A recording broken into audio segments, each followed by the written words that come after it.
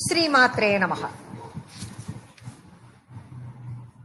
ताम्बूलपूरितमुखी दाडिमी कुसुमप्रभा मृगाक्षी मोहिनी मुख्या मृडानी मित्ररूपिणी नित्यतृप्ता भक्तनिधिर्नियन्त्री निखिलेश्वरी मैत्र्यादिवासनालभ्या महाप्रलय साक्षिणी पराशक्तिः परानिष्ठा प्रज्ञानगणरूपिणी माध्वीपानालसामत्ता मातृका वर्णरूपिणी महाकैलासनिलया मृणालमृदुदोर्लता महनीया दयामूर्तिर्मगा साम्राज्यशालिनी आत्मविद्या महाविद्या श्रीविद्या कामसेविता श्रीषोडशाक्षरी विद्या त्रिकूटा कामकोटिका कटाक्ष किङ्गिरीभूत कमलकोटिसेविता शिरस्थिता चन्द्रनिभा भालस्तेन्द्रधनुप्रभा हृदयस्तरविप्रज्ञा त्रिकोणान्तरदीपिका दाक्षायणी दैत्यहन्त्री தக்ஷயஞ்ஞவிநாசினி. இதுவரைக்கும் இன்னைக்கு நம்ம எடுத்திருக்கோம். அதனுடைய மீனிங்க நாம இப்ப பார்க்கலாம்.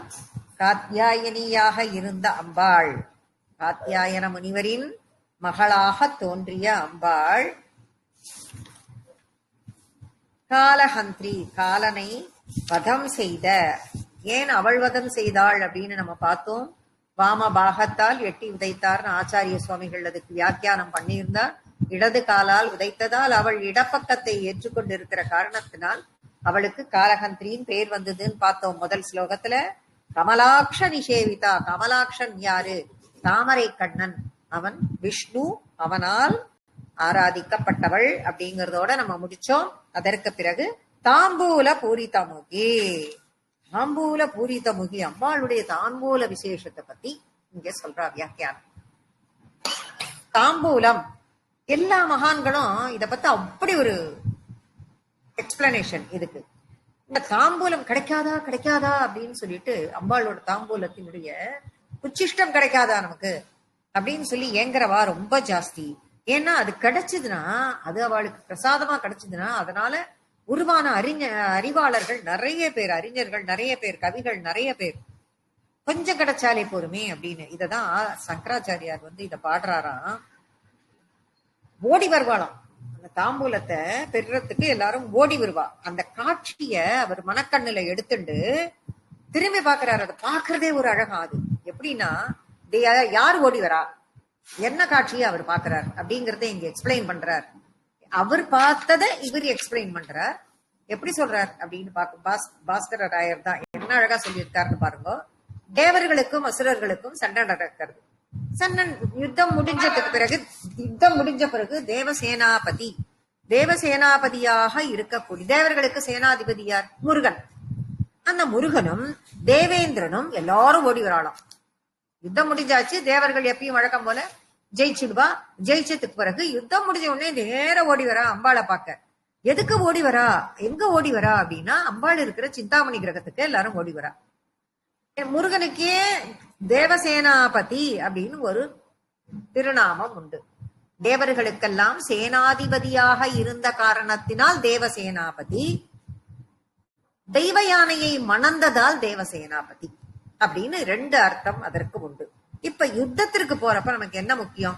அஸ்திரம் முக்கியம், கவச்சம் முக்கியம். அதெல்லாம் முடிஞ்சப்பறம் நம்ம என்ன பண்ணுவோம்? எல்லாத்தையும் கழட்டி வச்சுட்டு வருவோம். இப்ப அஸ்திரம் கவச்சம் எல்லாமாவே இருந்த அம்பாளே இந்த இடத்துல அருள் புரியறா. யாருக்கு? தேவர்களுக்கு. இந்த தேவாசுர யுத்தம் முடிஞ்ச உடனே இவ அந்த கவச்சத்தை போட்டு இருக்காளோ இல்லையோ, இந்த போட்டு இருக்க கவச்சத்தை கூட நீக்கலையாம். அம்பாளை பாக்குறதுக்கு எல்லாரும் ஓடி வராளாம். தலையில இருக்கிற அந்த கிரீடத்தை மட்டும் எடுத்து கையில இடிக்கின்றாளாம். இடிக்கின்ற அந்த வேகம் எல்லாரும் ஓடி வந்து சண்டையெல்லாம் முடிஞ்சு பாக்குறா. அவசர அவசரமா ஓடி வரா. நேரமாயிடுத்து. அம்பாளோட கிரகத்துல நைவேத்தியத்துக்கான நேரம், அச்சுச்சோ நைவேத்தியம் முடிஞ்சு விட்டான்னு எல்லாரும் கேட்டுட்டே வரா. அவ வர்றப்போ அம்பாள் நைவேத்தியம் எல்லாம் முடிஞ்சு தாம்பூலம் போட்டு உட்கார்ந்துட்டு இருக்கா. இவா வர நேரத்துக்கு நைவேத்தியம் முடிஞ்சாச்சு, உணவு சாப்பிட்டா. தாம்பூலம் எப்ப போட்டுப்பா? சாப்பிட்ட அப்புறம் தான் எல்லாரும் தாம்பூலம் போட்டுப்போம். அப்ப அம்பாள் சாப்பிட்டுட்டு தாம்பூலம் போட்டு இருக்கா. அப்ப தேவர்கள் அப்ப சிந்தாமணி கிரகத்துக்குள்ள இருக்கிற மெயின் ஹாலில் பிரசாதம் வந்தாச்சு. அம்பாள் சாப்பிட்டாச்சுன்னா மத்தவாளுக்கு பிரசாதம் வந்துடுறது இல்லையா? பிரசாதம் மெயின் ஹாலுக்கு வருது. இப்ப இப்ப அம்பாளும் சிவ பரம்பொருளுக்கும் நைவேத்தியம் பண்ண உடனே ஃபர்ஸ்ட் அது அடுத்தது யாருக்கு போகும்? அவ 2 பேருக்கும் நைவேத்தியம் ஆயிடுத்துன்னா அது முதல்ல எங்க போகும்? அந்த நிர்மால்ய பிரசாதம் எங்க போகும் அப்படின்னு பார்த்தா சண்டிகேஸ்வரருக்குத்தான் போகும். யாருக்கு போகும்? சண்டிகேஸ்வரருக்குத்தான் போகும். அதனால சண்டிகேஸ்வரர் தான் அந்த நிர்மால்ய வாசல்ல உட்கார்ந்து இருப்பாராம். எப்பவும் அவர் தியானத்திலேயே இருப்பார். நம்ம எல்லாம் போகும்போது கூட அந்த சண்டிகேஸ்வரர் கோவிலுக்கெல்லாம் போகும்போது அங்கேயே போய் தட்டிட்டு அப்படியே விரலால எப்படி சொடுக்கு போடுவோம், இல்ல நான் புடவையில இருந்து ஒரு நூலை பிச்சு போடுவோம். இதெல்லாம் என்னமோ பித்துக்குழி வரி நம்ம பண்ணிட்டு இருப்போம். அவர் தியானத்துல இருப்பார். அவருக்கு ஞான திருஷ்டி உண்டு. யார் வரா போறா, எத்தனை பேர் வரா, என்ன பண்றா, எல்லாத்தையும் அவர் பார்த்துட்டு இருப்பார். அவருக்கு எல்லாம் நன்னா தெரியும். நீ போய் கைய தட்டினா அவர் தியானம் தான் கலையுமே தவிர கைய தட்டினாதான் நீ வந்திருக்கேன்றது இல்ல, நூலை பிச்சு போட்டாதான் நீ வந்திருக்கேன்றது இல்ல. நீ அந்த கோவிலுக்குள்ள என்டர் ஆனாலே என்ன மனோபாவத்தோட அங்க வரேங்கிறது சண்டிகேஸ்வரருக்கு தெரியும். அப்ப அவர் என்ன ஞான திருஷ்டியை கொண்டே அவர் எல்லாத்தையும் கணக்கு வழக்கு எல்லாத்தையும் அவர் பார்த்துருவார். எல்லா கணக்கு வழக்கையும் அவர் வச்சுட்டு இருப்பார். அப்படிப்பட்ட சண்டிகேஸ்வரருக்கு அந்த நிர்மால்ய பிரசாதம் அங்க கொண்டு வச்சிருக்கு சிந்தாமணி கிரகத்துல. எதுக்கு இவ்வளோ இது கொடுக்குற, இதுக்கு பீடிகை போடுறேன்னா அந்த நிர்மால்ய பிரசாதத்தையும் இவ யாரும் பார்க்கலையா, தாண்டி ஓடி வந்துட்டாளாம். வந்தவா அந்த பிரசாதத்தை எடுத்துக்கணும்லாம் அவளுக்கு இல்ல, நேர ஓடி வரா. ஏன் ஓடி வரா அப்படின்னு பார்த்தா சண்டிகேஸ்வரரும் நிர்மால்ய பிரசாதத்தை வந்தாயிட்டுன்னா எல்லாருமே சாப்பிடலாம், சண்டிகேஸ்வரர் கிட்ட வந்தாச்சுன்னா யார் வேணா சாப்பிடலாம் அப்படிங்கிற அர்த்தம். அதுவும் வேண்டாம், தலைக்கவசத்தையும் கையில இப்படி இடுக்கிட்டு ஓடி வரா அப்படின்னா எதுக்கு? பசியில இருக்க மாட்டாளோ அவள்லாம்?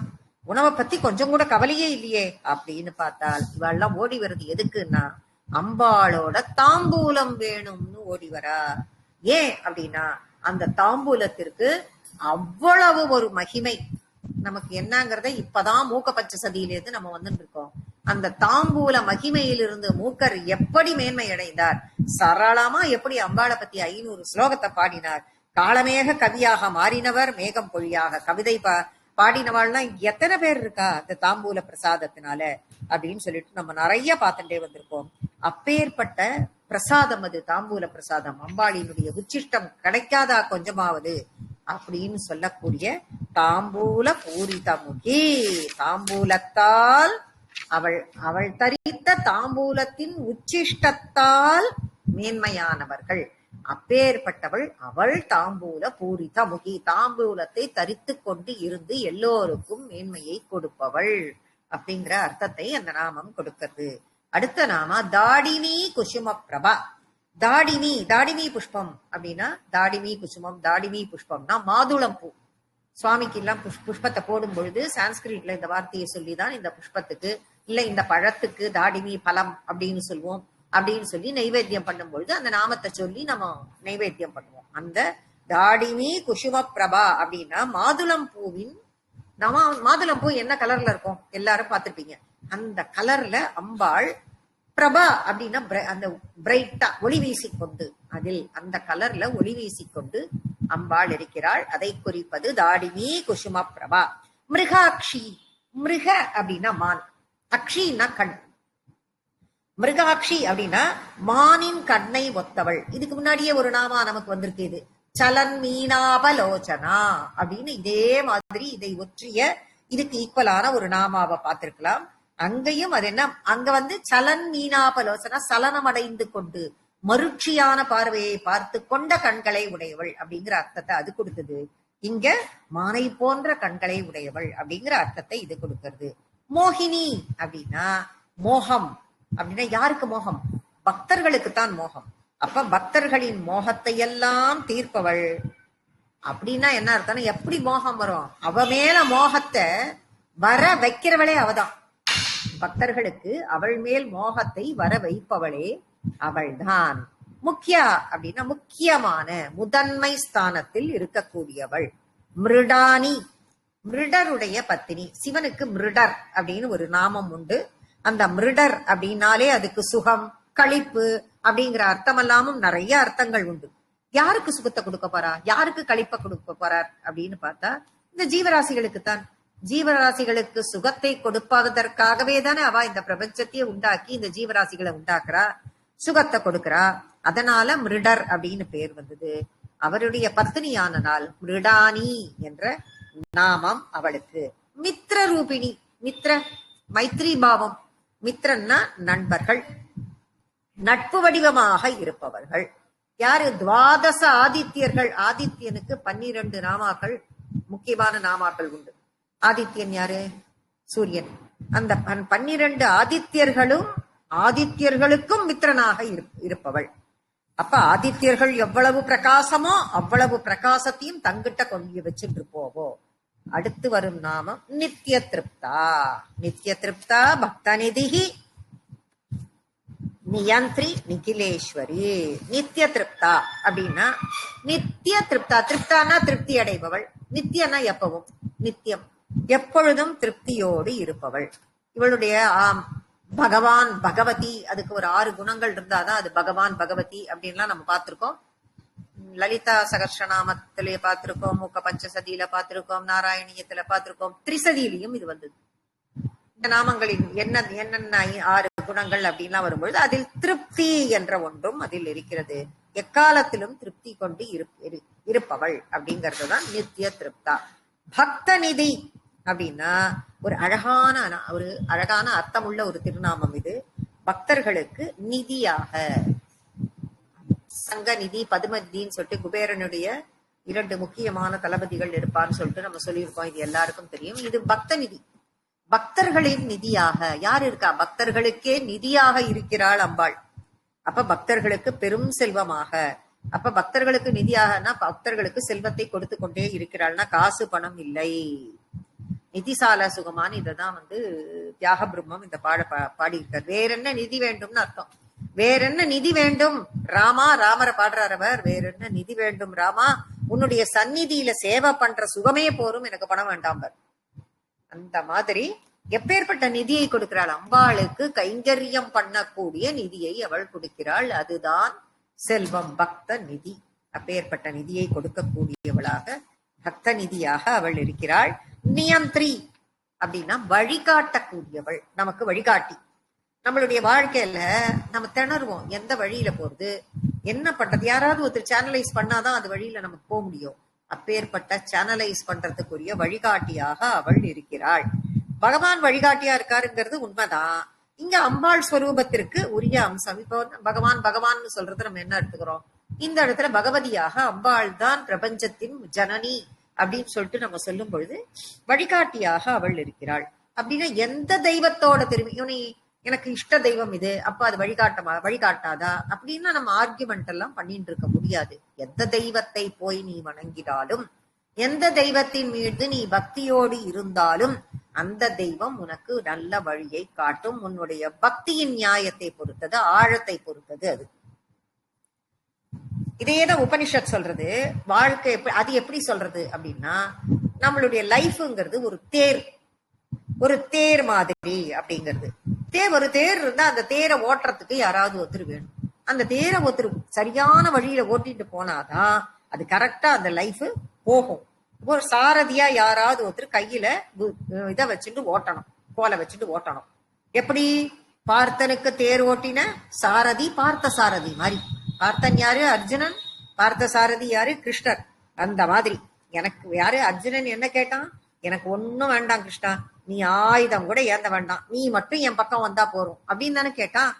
துரியோதனன் அவன் படையெல்லாம் வாங்கிட்டு போனான். அர்ஜுனன் நீ மட்டும் இருந்தா போறோம்னு கேட்டான். வேற ஒண்ணும் கேட்கவே இல்லையே. அப்படி கேட்டப்போ இவர் பார்த்த சாரதியாக வந்தார். அங்க அர்ஜுனன் எப்படி அர்ஜுனனுக்கு வழிகாட்டியாக இருந்தார் அப்படின்னா, அர்ஜுனன் நமக்கெல்லாம் பிரதிநிதியாக இருந்தான். நமக்கு எப்படி விதவிதமா சந்தேகங்கள்லாம் வருமோ அதே மாதிரி சந்தேகம், நமக்கு எப்படி எல்லாம் குழப்பங்கள் வருமோ அதே மாதிரி குழப்பம். அத்தனை குழப்பத்தையும் சந்தேகங்களையும் தெளிவுபடுத்தி நம் வாழ்க்கையில முன்னேறி போகணுங்கிறதுக்காக அவன் கேட்ட கேள்விகளுக்கெல்லாம் பதிலாக கீதோபதேசத்தை பண்ணார். சாரதியாக இருந்து, வழிகாட்டியாக இருந்து நமக்கெல்லாம் வழிகாட்டினார். 18 அத்தியாயமாக அப்படின்னு நாம பார்த்தோம். அங்க அவர் தேரோட்டியாக இருந்தார் அர்ஜுனனுக்கு, நமக்கு பிரதிநிதியான அர்ஜுனனுக்கு. அதே மாதிரிதான் குதிரை பாகனாக மாணிக்க வாசகர் வாழ்க்கையில சிவபெருமான் வந்தார். மாணிக்க வாசகரினுடைய வாழ்க்கையில சிவபெருமான் வந்தார். அத மாதிரி இங்க அம்பாள் இவ எதுல வரா அப்படின்னா சக்கரராஜ ரதத்தில் வருகிறாள். பார்த்தமா முன்னாடியே ஒரு நாமா, சக்கரராஜ ரதத்தில் வருகிறாள். எல்லாரினுடைய வாழ்க்கையையும் சரியான பாதையில கொண்டு போகணும் அப்படிங்கிறதுக்கு அவளே நியந்திரியாக, அவளே நியந்திரி அப்படிங்கிற நாமம் அதை தான் காட்டுறது. வழிகாட்டியாக இருக்கிறாள். நமக்கு இருட்டா பிரகாசமா அப்படின்னு தெரியாம எந்த பக்கம் திரும்புறது, இப்படி போறதா அப்படி போறதான்னு விழிக்கும் பொழுது, தடுமாறும் பொழுது நமக்கு துணையா நின்னுண்டு வழிகாட்டக்கூடிய நியந்திரி அம்பாள் தான். தோன்றா துணைன்னு அவளுக்கு அதனால்தான் பேர். நம்ம துணை எங்க இருக்கு, நீ வரியான்னு நாம கேட்க வேண்டாம். அவ தோன்றவே வேண்டாம். தோன்றாத துணையாக, கண்ணுக்கே தெரியாமல் எப்பவும் நமக்கு கூட வருவாள். உன்னுடைய பக்தியின் ஆழம் அப்பேற்பட்டது அப்படிங்கிறார். அடுத்தது நிக்கிலேஸ்வரி. இந்த உலகத்திற்கு நிக்கிலம் அகிலம், இந்த உலகத்திற்கெல்லாம் ஈஸ்வரியாக இருப்பவள். மைத்ரியாதி வாசனா லப்யா. திரும்பவும் மைத்ரி அப்படிங்கிற திருநாமம். மித்ர ரூபிணி, இப்பதான் அதோட தொடர்பு பண்ணலாம். இந்த நாமத்தை எடுத்துட்டோம்னா இதுல 4 விதமான மைத்ரியாதி வாசனா அப்படின்னா இங்க மித்திரர்களையே 4 விதமாக பிரிக்கிறார். எப்படி அப்படின்னா, சில பேர் எப்பவும் துக்கத்திலேயே இருப்பா. அந்த துக்கத்திலேருந்து அவளுக்கு வெளிவர்றதுக்கு தெரியவே தெரியாது. அப்ப அவளுக்கு எப்படி இருக்கணும், அம்பாளாகப்பட்டவள் அவளுக்கு எப்படி இருப்பா, எந்த ரூபத்தில் இருப்பா அப்படின்னா கருணையின் வடிவாக அம்பாள் இருப்பாள். அந்த துக்கத்திலேருந்து வெளியிலேயே வர, துக்கம் வருது, எல்லாருக்கும் தான் வருது, வரும் போகும், எல்லா நிலைமையும் இருக்கும். ஆனா அந்த துக்கத்தில் இருந்து மீளத் தெரியாதவர்களுக்கு கருணையின் வடிவாக அம்பாள் இருக்கிறாள். நம்பர் 1. சில பேர் வாழ்க்கையில கிடைக்க பெற்று நிறைய எல்லாமே கிடைக்கும், அவளுக்கு மகிழ்ச்சியில இருப்பா. அப்படி இருக்கிறவாளுக்கு சந்தோஷத்தையே தரக்கும். சந்தோஷத்தை அவ இருக்கா, சந்தோஷத்தோட இருக்கான்னு முதிதா அப்படிங்கிற நாமால சந்தோஷத்தை கொடுக்கக்கூடியவளாக நம்பர் 2 அம்பாள் இருக்கிறாள். இன்னும் சில பேருக்கு என்ன செய்யறதுன்னே தெரியாது, என்ன பண்றதுன்னே தெரியாத ஒரு கலக்கத்திலேயே, கன்ஃபியூஷன்லயே இருக்கிறதுக்கு, போறதுக்கு ஒரு வழியே தெரியாத, ஒரு ஐடியா இல்லாத அப்படியே இருக்கிறவாளுக்கு உபேக்ஷா. உபேக்ஷான்னா ஒரு உபாயத்தை தருகிறாள். எப்படி செய்யறதுங்கிறதுக்கு ஒரு வழிகாட்டியாக, ஒரு உபாயமாக, உபாயத்தை தருபவளாக அவள் இருக்கிறாள். இது 3 நிலை. இப்ப 3 நிலை நமக்கு தெரிஞ்சிடுது. இந்த 3 நிலையிலுமே இல்லாமல், பிரச்சனைகள் எதுவுமே இல்லாமல், இப்ப இந்த 3 நிலையில இல்ல, எனக்கு பிரச்சனையே எதுவும் இல்ல, நான் சுகத்திலேயே இருக்கேன். அப்ப பிரச்சனையே இல்லாத ஒருத்தன் என்ன பண்ணுவான், ரொம்ப சுகமா இருப்பான். சுகத்திலேயே இருப்பவர்களுக்கு என்னவா இருக்கா அப்படின்னா அவளுக்கு அப்ப எதுவுமே வேண்டாமே அப்படின்னு நான் நினைக்க முடியாது. அவளுக்கு மைத்ரியாக, மைத்ரினா தோழமையுடன் பழகும் தன்மை உடையவளாக இருக்கிறாள். அவன் சுகமா இருக்கேன்னு நினைச்சுட்டு இருந்தான்னா கூட அவனுடைய சுகம் சரியானதா, அவன் நினைப்பு சரியானதான்னா வழிகாட்டுறதுக்கு ஒரு ஃப்ரெண்ட மாதிரி, நல்ல ஃப்ரெண்டுன்னா எப்படி இருக்கணும், எந்த நேரத்திலும் தோள் கொடுப்பவனாக இருக்க வேண்டும். அப்பேற்பட்ட மைத்திரியாக அவள் இருக்கிறாள். ஒரு 4 நிலை. இந்த 4 நிலையை சொல்லி கருணாவாக, முதிதாவாக, உபேட்சாவாக, மைத்ரியாக தனது வாசனாலப்யா, தனது வாசனைகளை, வாசனைன்னா என்னன்னா முகந்து பார்க்கும் கிடைக்கிற வாசனை கிடையாது. இது வாசனான்னா இயல்பு, அவளுடைய நேச்சர்.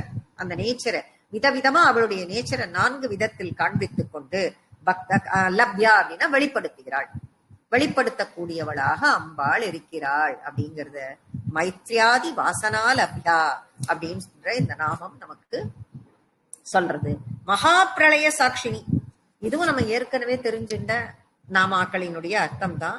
மகா பிரளய காலம் வரும் பொழுது காமேஸ்வரர் என்ன பண்றார், தாண்டவம் ஆடுறார். காமேஸ்வரர் மகா தாண்டவம் ஆடும்போது அந்த மகா தாண்டவத்திற்கு சாட்சியாக இருக்கக்கூடியவள். பிரளய காலத்தில் ஊழி முதல்வனுக்கு சாட்சியாக இருக்கக்கூடியவள். சாட்சினி என்ற திருநாமம் அம்பாளுக்கு திரும்ப திரும்ப வரும். ஏன்னா எல்லாத்துக்கும் இருக்கு, இன்னொரு அர்த்தமும் இருக்கு, அவ தனக்குள்ளேயே பார்க்கக்கூடியவள் அப்படிங்கிறது இருக்கு. எல்லாவற்றையும் தனக்குள்ளேயே பார்க்கக்கூடியவள். எப்படி பக்தர்கள் எல்லாவற்றையும் அம்பாளுக்குள்ளும் எல்லாவற்றுக்குள்ளும் அம்பாளை பார்க்கிறாளோ, அம்பாளுக்குள்ள எல்லாத்தையும் பாப்பா, எல்லா பொருளையும் அம்பாளாவே பாப்பா பக்தர்கள். அவளுக்கு எதை பார்த்தாலும் அம்பாளாவே தெரியும். அங்க அம்பாளை போய் பார்த்தா அம்பாளுக்குள்ள எல்லாத்தையும் பாப்பா அவ. எப்படி கிருஷ்ணர் வந்து யசோதையினுடைய வாயை திறந்த உடனே முழு உலகமும் அதுக்குள்ள, யசோதை கிட்ட வாயை திறந்து காமிக்கும் போது முழு உலகமும் அவரோட வாயில 7 லோகமும் எப்படி தெரியுதுன்னு காட்டுறாரோ, அந்த மாதிரி பக்தர்கள் அம்பாள் கிட்ட இந்த உலகத்தில் உள்ள அத்தனையும் பாப்பா, இந்த உலகத்தில் உள்ள அத்தனையிலையும் அம்பாளையும் பாப்பா. அப்படி அம்பாள் தனக்குள்ளேயே எல்லாத்தையும் பார்க்கக்கூடியவள். அவருக்கு அடுத்த நாமாவாக பஷ்யந்தி, பஷ்யந்தி அப்படிங்கிற நாமா வருது. பஷ்யந்திங்கிற நாமாவை எடுத்துக்கும் போது பார்த்தால் அந்த திருநாமம் பார்க்கறதுன்னு அர்த்தம். அது பார்க்கறது அப்படின்னா இதுக்கு இணையான ஒரு திருநாமம். பஷ்யந்திங்கிறது வாக்ஸ்வரூபமாக என்று அர்த்தம். எல்லாவற்றையும் பார்க்கக்கூடியவள். இங்க அவரை இல்லைங்க, நம்ம ஒளிஞ்சிட்டு ஏதாவது பண்ணி பார்ப்போமே அப்படின்னா, இது ஒரே சமயத்துல இது நடக்கிறது அது நடக்கிறது, இது எப்படி அது எப்படி அது எப்படின்னா அதை நடத்துறதுக்கு அதெல்லாம் கிடையாது. எல்லாத்தையும் எல்லா நேரத்தையும் கருணையோடு பார்க்கக்கூடியவள், கருணையான பார்வையால் பார்க்கக்கூடியவள், அப்பேற்பட்டவள் மகா பிரளய சாட்சினி, சாட்சியாக இருக்கக்கூடியவள். அடுத்து வரும் திருநாமங்கள் பராசக்தி, பரானிஷ்டா. பராசக்தி என்றால் மிக உயர்ந்த சக்தியாக பரிமளிப்பவள் அப்படிங்கிறது நமக்கு எல்லாருக்குமே தெரியும். அம்பாளை விஞ்சின சக்தி ஏதாவது உண்டான? அம்பாளுக்கு விஞ்சி ஏதாவது சக்தி இருக்கான்னு? எல்லா சக்தியும் அவள், எல்லாத்தையும் ஆட்டுவிப்பவள் அவள். அப்படி இருக்கிறவள் பராசக்தி. பரானிஷ்டா அப்படின்னா எல்லாவற்றிற்கும் முடிவாக இருப்பவளும் அவளே. எல்லாத்தையும் ஆரம்பிக்கிறவளும் அவளே, ஆட்டுவிப்பவளும் அவளே, முடித்து வைப்பவளும் அவளே. பிரஞான கனரூபிணி, இப்ப நித்தியமான கலப்பே இல்லாத, கலப்புன்னா கலப்படம் இல்லாத உயர்ந்த ஞானத்தை கொடுக்கக்கூடியவள். நிரந்தரமான அந்த உயர்ந்த ஞானத்திற்கு பிரஞானம் அப்படிங்கிறது பெயர். கலப்பில்லாத சுத்த ஞானம். அப்பேற்பட்ட ஞானஸ்வரூபிணி அம்பாள். ஞான பூங்கோதை அப்படின்னு இவரை வந்து எல்லாருமே பாராட்டுகிறார்கள், எழுதுகிற கவிஞர்கள். மாத்வி பானா லசா, மாத்வி பானா, மாத்வி அப்படின்னா திராட்சை, திராட்சை ரசம், திராட்சை ஜூஸ், திராட்சை பழத்தோட கிரேப் ஜூஸ் அப்படின்னு சொல்றோம் இல்லையா, அந்த ஜூஸ் மாத்வி. அந்த கிரேப் ஜூஸ் அவளுக்கு ரொம்ப பிடிக்கும், ரொம்ப சந்தோஷமா அதை சாப்பிடும். அதை பார்த்த உடனே அவளுக்கு வந்து ஒரு மகிழ்ச்சி அது கிடைக்கும் அவளுக்கு. அலசா அப்படின்னா குளுமை, அப்படியே சில்லுன்னு இருக்கும்.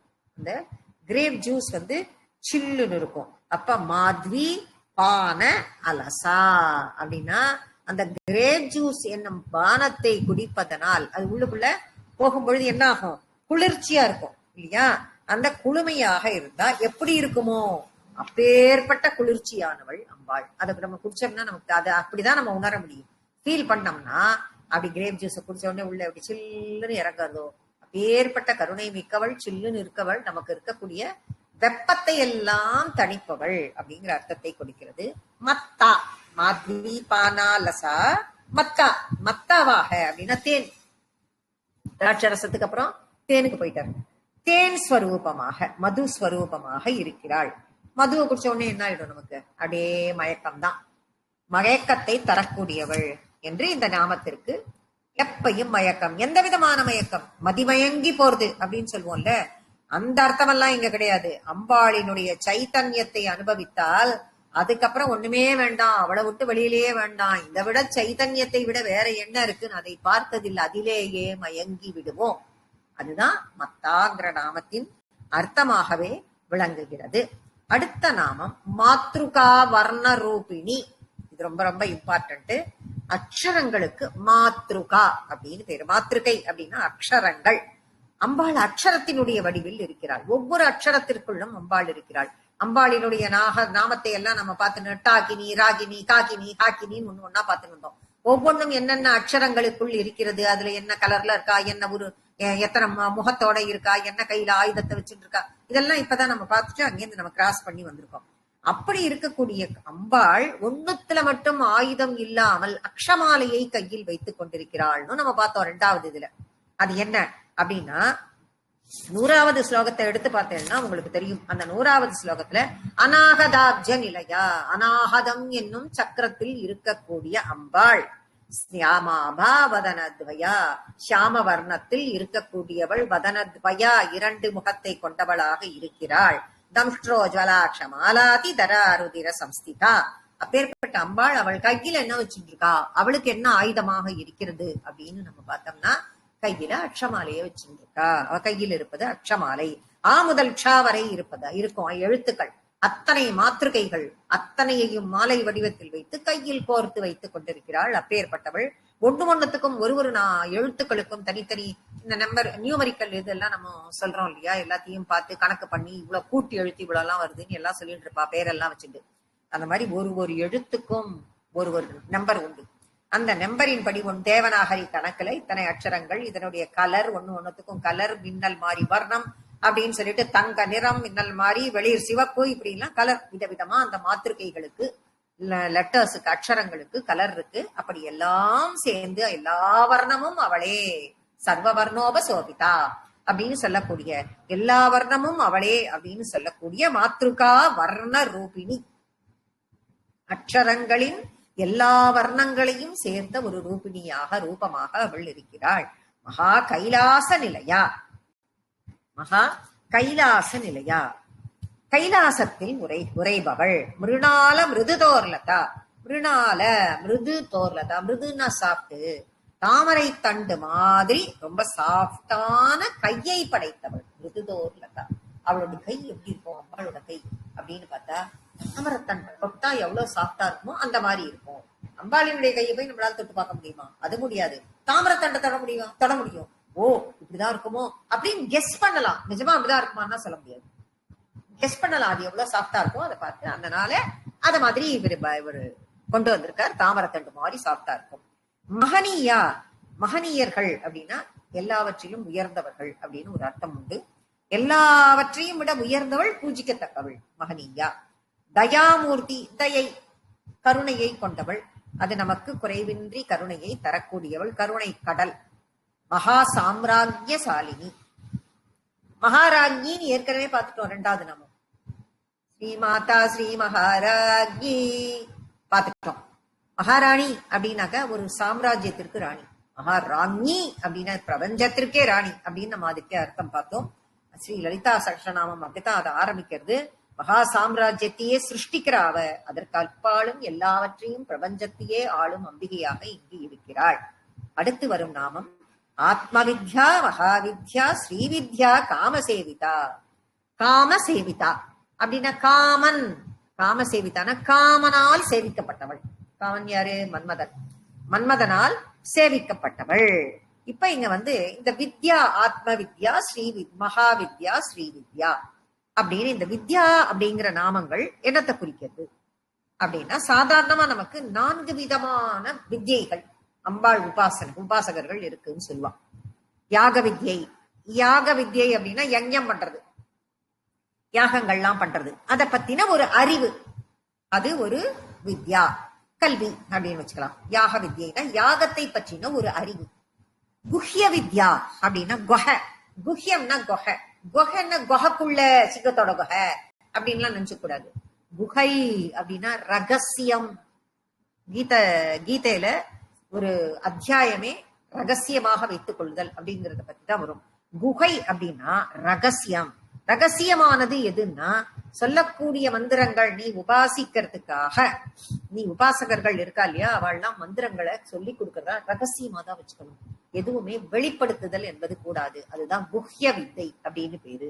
குஹ்ய வித்யா அப்படின்னா மந்திரங்களை ரகசியமாக வைத்துக் கொள்ளும் அறிவு.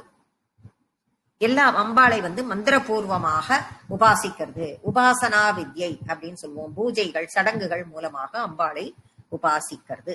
அடுத்தது உபாசனா வித்யைங்கிறது, இதுதான் மந்திரபூர்வமா உபாசிக்கிறதுங்கிறது. அது அடுத்தது பாத்தீங்கன்னா உபாசனா வித்யை. உபாசனா வித்யைனா பூஜை பண்றோம், சடங்குகள்லாம் பண்றோம், அம்பாளை பூஜை பண்றோம், இதெல்லாம் இது 3வது. அப்படி பார்த்தா யாக வித்யை, குஹ்ய வித்யை, உபாசனா வித்யைன்னு 3 வித்யை. இந்த 3 வித்யின் மூலமாக பூஜைகள்லாம் பண்ணி அம்பாளை எல்லாம் பண்ணினதுக்கு அப்புறம் இதையெல்லாம் தாண்டி ஆத்ம வித்யா. ஆத்ம வித்யானா பரம்பொருளாக பிரம்மமாக இருக்கக்கூடிய அம்பிகையை உணரும் வித்யை. உணரணும் நீ முதல்ல. அது எப்படி? பரபிரம்மமாக இருக்கிற அந்த அம்பிகையை உனக்குள் நீ உணர்வாய்.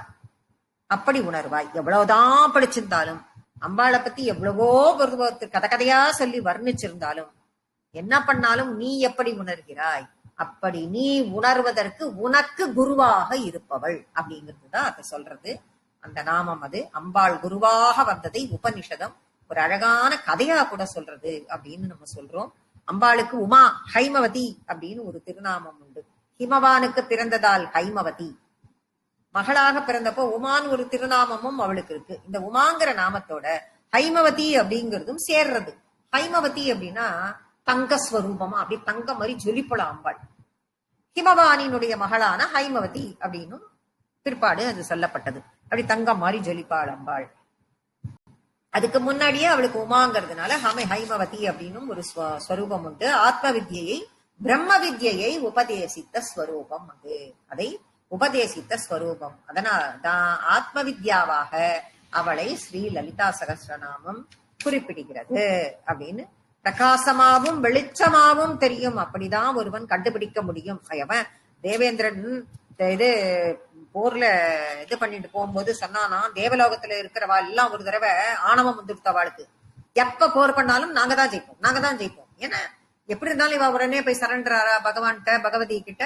உடனே அவள்லாம் வந்து இவளுக்கு ஹெல்ப் பண்றா, அசுரர்களையும் அழிக்கிறா, தேவர்கள் தான் ஜெயிக்கிறா. அதனால இவாளுக்கு ஆணவம் வந்துடுறது, எப்பயும் நாங்க தான் ஜெயிப்போம் அப்படின்னு. நாங்கள்லாம் அமிர்தம் சாப்பிட்டுருக்கோம், எங்களை யாரும் எதுவும் பண்ண முடியாது அப்படின்னு இருந்தப்போ, எங்களுக்கு ஏதாவது ஒரு பிரச்சனைனா எங்களுக்கு மகாவிஷ்ணுவே வரார், குமரக்கடவுள் வந்துருவார், எல்லாரும் எங்க சைன்யத்துக்கே தலைமை தாங்குவார். நாங்கள்லாம் எப்பயும் உயிர் வாழக்கூடியவர்கள், எங்களுக்கு முதுமையே கிடையாது, நாங்கள்லாம் எவ்வனம் இவ்வளவு இது. அதோட இல்லாம எங்களுக்கு எதை கேட்டாலும் கொடுக்கறதுக்கு கற்பக விருட்சம் வேற இருக்கு அப்படின்னு ஒரே மமதையோட இருந்த காலகட்டத்துல இதையெல்லாம் பாக்குறா இவ அம்பாள். இவ்வளவு மமதையா, இவ்வளவு ஆணவமா அப்படின்னு இவ கண்ணை கூசுறா மாதிரி திடீர்னு அந்த தேவலோகத்தின் ஒரு நாள் ஒரு மூலையில ஒரு மின்னல் மாதிரி ஒரு பிரகாசம் தெரியுது. தேவேந்திரனுக்கும் சரி மற்றவாளுக்கும் சரி இது என்னன்னே புரியல, ஒரே பிரகாசமா இருக்கு, வெளிச்சமா இருக்கு. அப்படின்னா இது மாதிரி யார் ஒத்தன், இது என்ன ஏது அப்படின்னு தெரியலையே அப்படின்னு யாரால இதை கண்டுபிடிக்க முடியும்? இதுக்கு ஈக்குவலா இருக்கிற ஒத்தனாலதான் கண்டுபிடிக்க முடியும். இதுக்கு ஈக்குவலா நம்ம கிட்ட இருக்கிறது அக்னி. போய் அக்னியை போய் பார்த்துன்னு வர சொல்றான். எல்லா இடத்துலயும் தேடிண்டே போறான் அக்னி. அங்கே இருந்து போய் பாக்குறான். பார்த்துட்டு வந்தப்போ அக்னி தேவன் அவனுக்கே ஜாதவேதஸ்னு ஒரு பேர் உண்டு. அக்னி தேவனுக்கே எல்லாம் தெரிஞ்சவன், படப்படுறான், ஒரு பொருளையா தேடிண்டே போறான். அங்க போய் பிரகாசத்தை தேடிண்டு போய் பார்த்தா, யோசிச்சுட்டே பார்த்து அங்க ஒருத்தன் ஒரு யக்ஷன் நிக்கிறான். நீ யார் அப்படின்னு அவன் கேக்குறான். நான் யாரா? உடனே அக்னி தேவன் கேக்குறான், நான் யாரா? எங்க ஊருக்கு வந்து என்னையே நீ யாருன்னு கேக்குற, நீ யார் அப்படின்னு திருப்பி கேக்குறான் அக்னி. ஆனா எப்போதுமே எதிரே இருக்கிறவ நீ யாருன்னு ஒண்ணு கேட்டா நமக்குள்ள ஒரு பயம் வரும். நம்ம வீட்டுக்குள்ளேயே வந்து நீ யாருன்னு ஒருத்தன் கேட்டான்னா, இவன் என்னடா நம்ம வீட்டுக்குள்ளே வந்து நீ யாருன்னு கேக்குறான் அப்படின்னு லேசா நம்ம மனசுக்குள்ள ஒரு பயம் வரா மாதிரி அக்னி மனசுக்குள்ள லேசா ஒரு பயம் வந்தது. நம்ம விட உயர்ந்தவனா இருப்பானோ அப்படின்னு ஒரு பயம். ஏதாவது பதில் சொன்னா மாட்டிப்போமோ அப்படின்னு ஜாதவேதஸ் வந்து என்ன பதில் சொன்னான்? ஓ, உனக்கு எல்லாம் தெரியுமோ? கொஞ்சம் திமிரா ஒரு கேள்வி, உன் சுபாவம் என்ன அப்படின்னு சொல்லிட்டு கேட்டான். உடனே யக்ஷன் கேட்கிறான். கேட்ட உடனே அக்னி சொல்ல, நான் எல்லாத்தையுமே எரிச்சிருவனாக்கோ அப்படிங்கிறான். சரி, இதை எரி அப்படின்னு சொல்லிட்டு இந்தா அப்படின்னு ஒரே ஒரு புல்ல எடுத்து அங்கேருந்து கீழே போட்டு இந்தா இதை பத்த வச்சு எரி அப்படின்னா, அக்னி தேவன் அவனுடைய அக்னி எல்லாம் பிரயோகப்படுத்துறான், பாக்குறான். அந்த புல்ல ஒண்ணுமே பண்ண முடியல, பயந்து ஓடி வந்துடுறான் இந்திரன் கிட்ட. திருப்பி இங்கேருந்து வந்த உடனே அடுத்து இந்திரன் காத்தை அனுப்புறான். காத்தும் அதே மாதிரி போறான், அவங்ககிட்டயும் அதே மாதிரி ஒரு பேச்சு வழக்கு நடக்குது. காத்தாலையும் ஒண்ணும் பண்ண முடியல, காத்தும் திரும்பி வந்துடுறான். உடனே பயந்துண்டு ஓடி, புல்ல கூட அவனால அசைக்க முடியலங்கிற இது வந்த உடனே பயந்துண்டு போய், ஓ இது ஏதோ மிக பெரிய விஷயம், வந்திருப்பது சாதாரண ஆள் இல்லைன்னு இந்திரன் புரிந்து கொண்டான். என்னன்னு பாக்கிறதுக்காக தேவேந்திரனே போனான். தேவேந்திரன் அங்க போகும்போது யக்ஷனை காண பார்க்கல, அங்க நின்னது அம்பாள் உமா ஹைமவதியாக. அப்படியே தக்கன்னு ஜொலிச்சுண்டு அவன் நிக்கிறா, யவ்வன ஸ்வரூபிணியாக நிக்கிறா. நிக்கிறத பார்த்த உடனே அசந்து போயிட்டான். வந்தது யாருன்னு உனக்கு தெரியலையாடா முட்டாளே, உங்ககிட்ட பலம் இருக்கு, யவனம் இருக்கு, தனம் இருக்கு, அமுதம் இருக்கு, கற்பக விருஷம் இருக்கு, எல்லாம் உண்டு. ஆனா பரம்பொருளை உணரும் சக்தி உனக்கு இருக்கா? அதை புரிஞ்சுக்கிறியே, அந்த வித்யை இது இவ்வளவு இருந்து என்ன பிரயோஜனம் உனக்கு, என்ன மகத்துவம் உனக்குன்னு சொல்லிட்டு அந்த தேவேந்திரன் உடனே என்ன பண்ணிட்டான், தனக்கு எல்லாம் தெரியலங்கிறத அம்பாள்கிட்ட ஒத்துட்டு தானே ஆகணும். அப்ப அம்பாள் அவனுக்கு உபாசனை செய்தாள். அதுதான் ஆத்ம வித்யா. இந்த ஆத்ம வித்யை அம்பாள் அவனுக்கு உபாசனை செய்தாள். அவனுக்கு செய்த தேவலோகத்தில் செய்த தேவேந்திரனுக்கு மட்டும் உபாசனை பண்ணாளான்னு உடனே நம்ம மனசுல தோணும். இல்ல, அந்த தேவலோகத்தில் உள்ள தேவேந்திரனுக்கு செய்த உபாசனை தேவலோகத்தில் உள்ள அத்தனை பேருக்கும் கிடைத்தது. அதே அந்த உபாசனையை செய்ய வேண்டும். இது மகாவித்யை, இது ஸ்ரீவித்யை அப்படிங்கிற உபாசனை இங்க நமக்கு எல்லாருக்குமே கிடைச்சிருக்குங்கிறத இந்த இடத்துல கொண்டு வந்து எக்ஸ்பிளனேஷன் நமக்கு கொடுக்கிறாரு. அப்பேற்பட்ட ஒரு வித்யை ஸ்ரீ வித்யை அப்படிங்கிறது அவ்வளோ பெரிய மகிமை அதுக்கு அப்படின்னு சொல்லப்படுகிறது. காமசேவிதா, காமனால் சேவிக்கப்பட்டவள். திரிகூட்டா, 3 கூட்டமாக இருக்கக்கூடிய எல்லாவற்றிலும் நிலை பெற்று இருக்கக்கூடியவள். காமகோட்டிகா, காமகோட்டின்னு ஒரு நாமம், ரொம்ப அழகான திருநாமம். காமகோட்டிகான்னா காமேஸ்வரராக இருக்கக்கூடிய சிவனிலிருந்து பிளவுபடாமல், வேறுபடாமல், அபிண்ணமாக இருக்கக்கூடியவள். சிவன் கிட்ட இருந்து பிரிஞ்சு வந்துட்டாளா? அர்த்தநாரியா இருக்கா? அப்படியே என்ன உடச்சின் பிரிச்சு குழந்துண்டாவரா? இல்ல, அபிண்ணமாக இருக்கக்கூடியவள். காமன் என்ற திருநாமம் சிவகாமேஸ்வரரை குறிக்கிறது. அவரை அபிண்ணமாக, ரூபமாக, குணமாக இருக்கக்கூடியவள் காமகோட்டி. இருவரையும் பிரிக்க முடியாதுங்கிறத குறிக்கிறதுக்கான அந்த காமகோட்டிங்கிற அந்த நாமம்.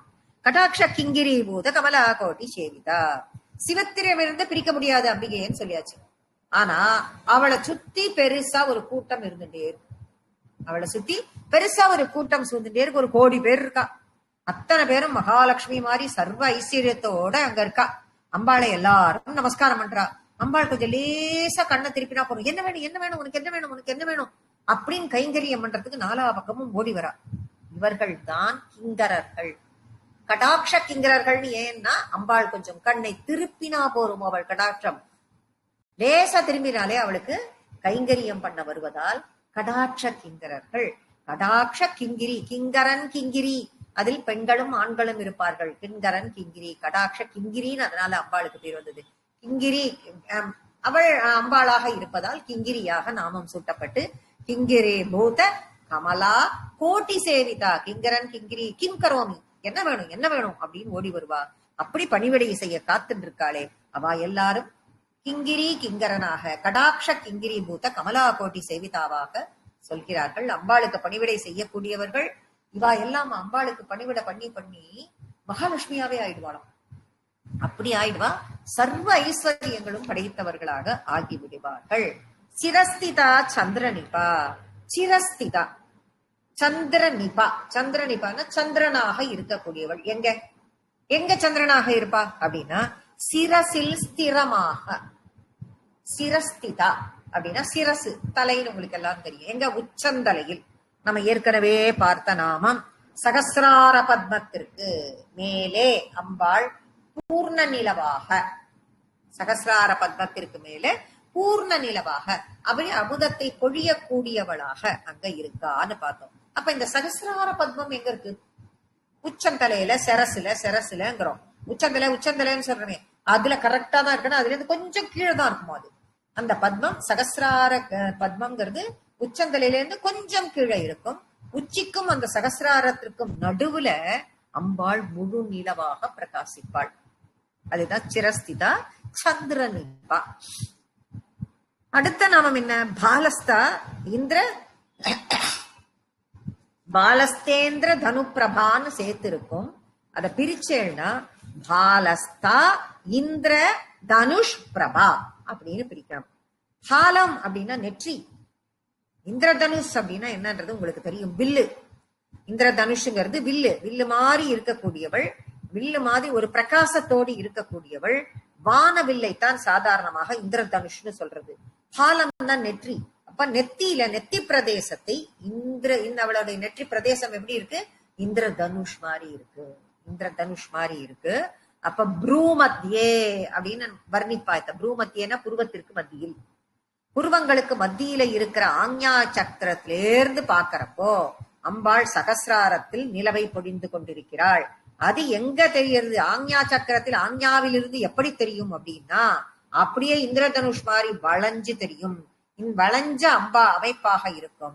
அதனாலதான் பாலஸ்தா இந்திர தனுஷ் பிரபா அப்படிங்கிற அந்த நாமம் தெரியுது. ஆஞ்ஞா சக்கரத்திலேருந்து பார்த்தா அப்படி தெரியுமா. அடுத்து வருவது ஹிருதயஸ்தா ரவி பிரக்யா. ஹிருதயஸ்தா ரவி பிரக்யா அப்படிங்கிற திருநாமங்கள். ஹிருதயஸ்தா அப்படின்னா ஹிருதயத்தில், ஹிருதயஸ்தானத்தில் இருக்கிற போது அம்பாள் எப்படி இருக்கா? ரவி பிரக்யா. ரவின்னா சூரியன், சூரியனாக பிரகாசிக்கிறாள். ஹிருதயஸ்தானத்தில் இருக்கும் பொழுது அம்பாள் சூரியனாக பிரகாசிக்கிறாள். இப்ப 3 திருப்பி வரும். என்ன 3 அப்படின்னு பார்த்தோம்னா சூரியனா இருக்கா, இதுதானே பார்த்தோம் சந்திரனா இருக்கான்னுட்டு. சந்திரனிப்பா சந்திரனாவும் இருக்கா, இந்திரதனுஷா இருக்கான்னு பார்த்தோம்னா இந்திரனாவும் இருக்கா. இப்ப 3 வருஷலா வந்துட்டா. இப்ப மொத்தமா இத பார்த்தோம்னா அம்பாள் தான் சூரியன், அம்பாள் தான் சந்திரன், அம்பாள் தான் இந்திரதனுசு, அம்பாள் தான் மழை. அண்ட பகிரண்டங்கள் எல்லாமே அம்பாள் தான் அப்படின்னு சொல்லக்கூடிய அளவில் இந்த இடத்தில் கொண்டு வந்து நிறுத்துகிறார். இப்படி பார்க்கும் பொழுது கிருதயஸ்தானத்தில் இருக்கிற அம்பாள் அப்படியே அங்க வந்து சூரியனாக அப்படின்னா அங்க இருக்கிற இருட்டை போக்குவதற்கு சூரியனாக, ஹிருதயஸ்தானத்தில் இருக்கக்கூடிய அந்த இருட்டை போக்குற சூரியனாக அம்பாள் இருக்கிறாள். ஹிருதயஸ்தானத்திலிருந்து சகசிராரம் வரைக்கும் போயாயிற்று அப்படின்னாக்க அங்க முழுக்க முழுக்க முழுக்க குளிர்ச்சியை தரக்கூடிய சந்திரனாக இருக்கிறாள்.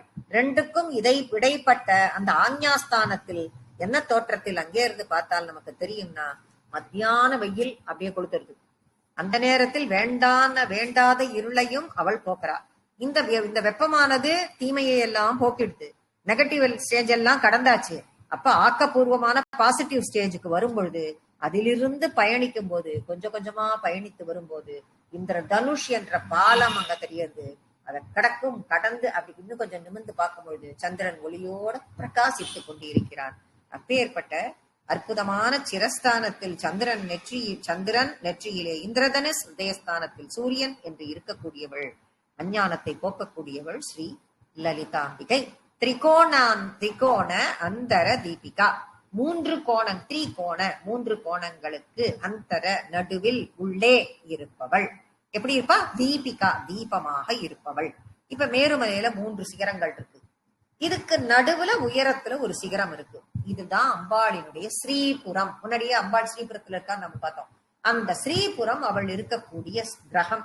இந்த 3 இடங்களுக்கு சிகரங்களுக்கு நடுவில் அது இருக்கு. அந்த இடத்தில் தீபமாக ஒளி வீசிக்கொண்டு இருக்கிறாள். இவள்தான் தாக்ஷாயணி, தக்ஷ பிரஜாபதியின் மகளாக தோன்றியவள். தைத்தியஹந்திரி, தைத்தியர்கள்னா அசுரர்கள். எப்பயுமே ஒரு நாமத்தை சொல்லும் பொழுது இதுல ஒரு அழக நம்ம வந்து கூடவே கவனிக்கணும். இந்த அந்த வாசினி தேவதைகள் இந்த சொல்றா இல்லையா, சொல்லும் பொழுது என்ன அழகா ஒரு பிளஸ் ஒரு மைனஸ் ரெண்டுமே அவள் தான் கொண்டு வந்து கூட்டி காட்டுறது. தாக்ஷாயணி, தக்ஷ பிரஜாபதி தனக்கு மகளாக வரணும் அவள் அப்படின்னு கேட்கும் பொழுது நல்ல மனசோட இருந்தானோ. அதனால்தான் அம்பாள் இவ்வளவு அண்ட பகிரண்டமும் அவளாகவே இருக்கக்கூடிய அம்பாள் தன்னை ஒடுக்கி கொண்டு அவளுக்கு மகளாக தோன்றினாள் தாக்ஷாயணி என்ற நாமத்தோடு அப்படின்னு சொல்லுவா. அது ஒரு பெரிய கதையாக சொல்லப்படும்.